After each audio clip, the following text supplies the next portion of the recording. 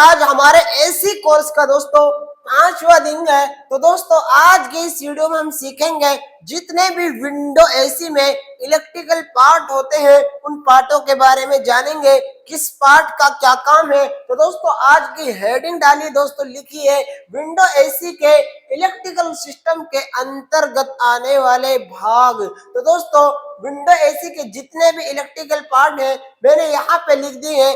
आप चाहो तो दोस्तों इसका स्क्रीनशॉट ले लो या फिर एक नोट पैड बना लो। दोस्तों मैं तो कहूंगा आप हेडिंग डालिए और अपना एक बुक बनाइए, स्टेप बाय स्टेप सारी चीजों को नोट कीजिए और आपके दिमाग में सारी चीजें बैठ जाएंगी। दोस्तों विंडो एसी के इलेक्ट्रिकल सिस्टम के अंतर्गत आने वाला जो पहला भाग है दोस्तों वो है कंप्रेसर।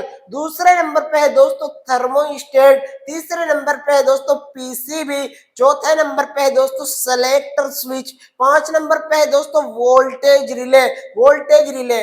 6 नंबर पे है दोस्तों रूम सेंसर। 7 नंबर पे है दोस्तों कोइल सेंसर। 8 नंबर पे है दोस्तों फैन मोटर। 9 नंबर पे है दोस्तों स्विंग मोटर। 10 नंबर पे है दोस्तों कैपेसिटर। 11 नंबर पे है दोस्तों वन वे स्विच। अब दोस्तों इन सभी पार्टों के बारे में जानेंगे किस पार्ट का क्या काम है। तो दोस्तों हेडिंग डालिए कंप्रेसर। नंबर 1 पे है दोस्तों कंप्रेसर।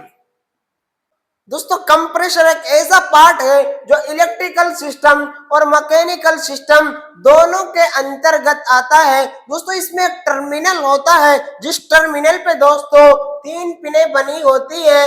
एक पिन दोस्तों कॉमन की होती है, एक रनिंग की होती है, एक स्टार्टिंग की होती है। दोस्तों इन पिनों पर विद्युत की सप्लाई देने पर कंप्रेसर कार्य करना शुरू कर देता है। तो दोस्तों आप जानते हैं दोस्तों थर्मोस्टेट। नंबर 2 पे है थर्मोस्टेट। दोस्तों थर्मोस्टेट का काम होता है दोस्तों कूलिंग को कंट्रोल करना होता है। जो हमारी रूम की कूलिंग होती है उसको कंट्रोल करना होता है। दोस्तों इसमें एक पूछ बनी होती है जिसमें SO2 गैस भरी होती है। दोस्तों SO2 गैस भरी होती है, SO2 गैस भरी होती है। SO2 का फुल नेम होता है दोस्तों सल्फर डाइऑक्साइड। Sulphur dioxide. दोस्तों इस पॉइंट को नोट कर लीजिए, ये पॉइंट आपके बहुत काम आने वाला है। कोई भी आपसे इंटरव्यू में पूछेगा कि थर्मोस्टेट का कार्य क्या होता है, इसमें कौन सी गैस भरी होती है, ताकि आप फटाक से जवाब दे पाओगे। तो दोस्तों इन दो चीजों के बारे में हमने जान लिया, कंप्रेसर के बारे में जान लिया, थर्मोस्टेट के बारे में जान लिया। अब बारी आती है दोस्तों पीसीबी की। पीसीबी का कार्य होता है दोस्तों पूरी एसी को कंट्रोल करना होता है। अब दोस्तों बारी आती है सेलेक्टर स्विच की। सेलेक्टर स्विच का कार्य होता है दोस्तों पूरे विंडो एसी को कंट्रोल करना होता है। पहले के टाइम पे जो पुरानी एसी होती थी दोस्तों उसमें सेलेक्टर स्विच आता है।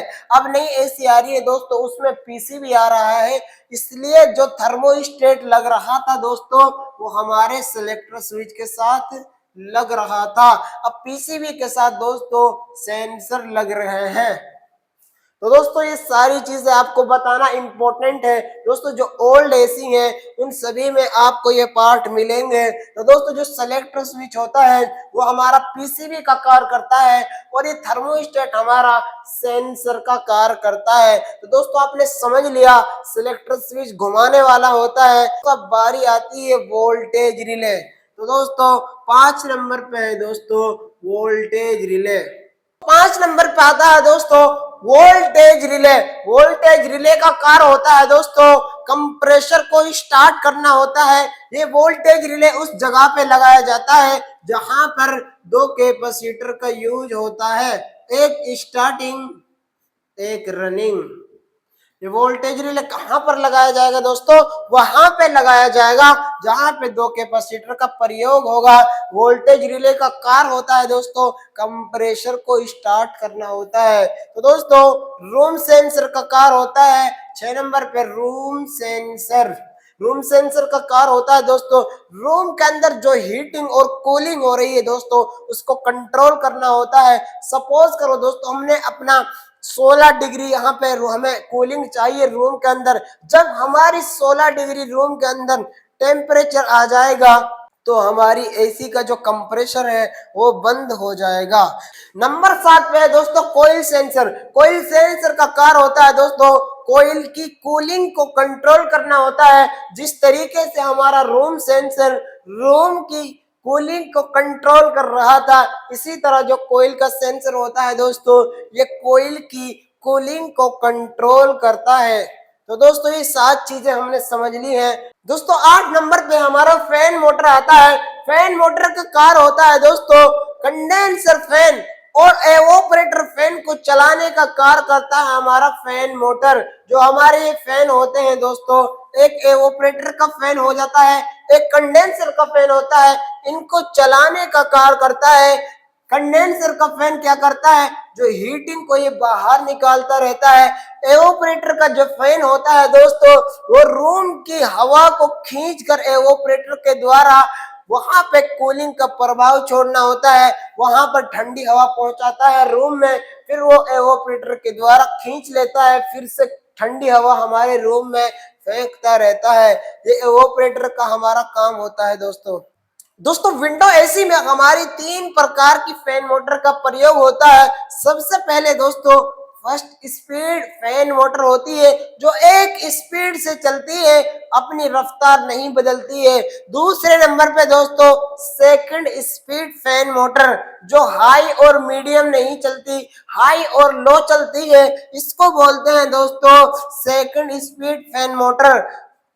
3 नंबर पे है दोस्तों थर्ड स्पीड फैन मोटर। इसमें 3 चालें होती है, एक हाई स्पीड होती है, एक मीडियम होती है, एक लो होती है। तो हमारे विंडो एसी में 3 स्पीड के फैन मोटर लगते हैं। फर्स्ट स्पीड फैन मोटर भी लगता है, सेकंड स्पीड फैन मोटर भी लगता है, थर्ड स्पीड फैन मोटर भी लगता है। अब दोस्तों 9 नंबर पे आता है हमारा स्विंग मोटर। स्विंग मोटर का काम होता है दोस्तों हवा को दाएं बाएं घुमाने का कार्य करता है। जो हमारी स्विंग मोटर होती है उसमें एक पट्टी लगी होती है जिसके द्वारा हमारी हवा दाएं बाएं घूमती रहती है।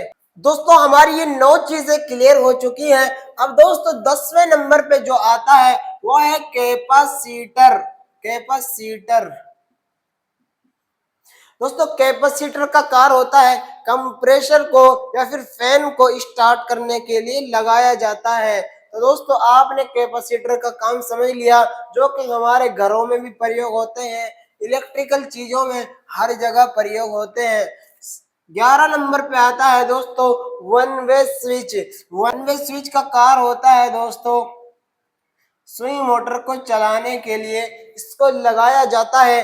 जो हमारी ओल्ड एसीज होती थी विंडो एसी जिसमें सेलेक्टर स्विच का प्रयोग होता है, उसमें हमारी वन वे स्विच का प्रयोग होता है। दोस्तों कल के दिन हम इन सभी पार्टों की चेकिंग जानेंगे।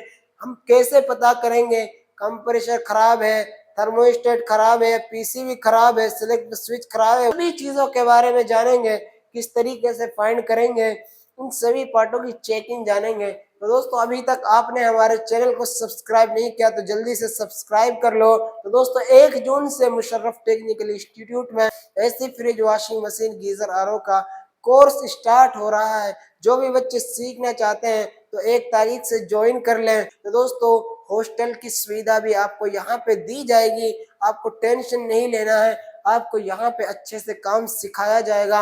अच्छे से काम सीखिए, आइए और अपना फ्यूचर बनाइए।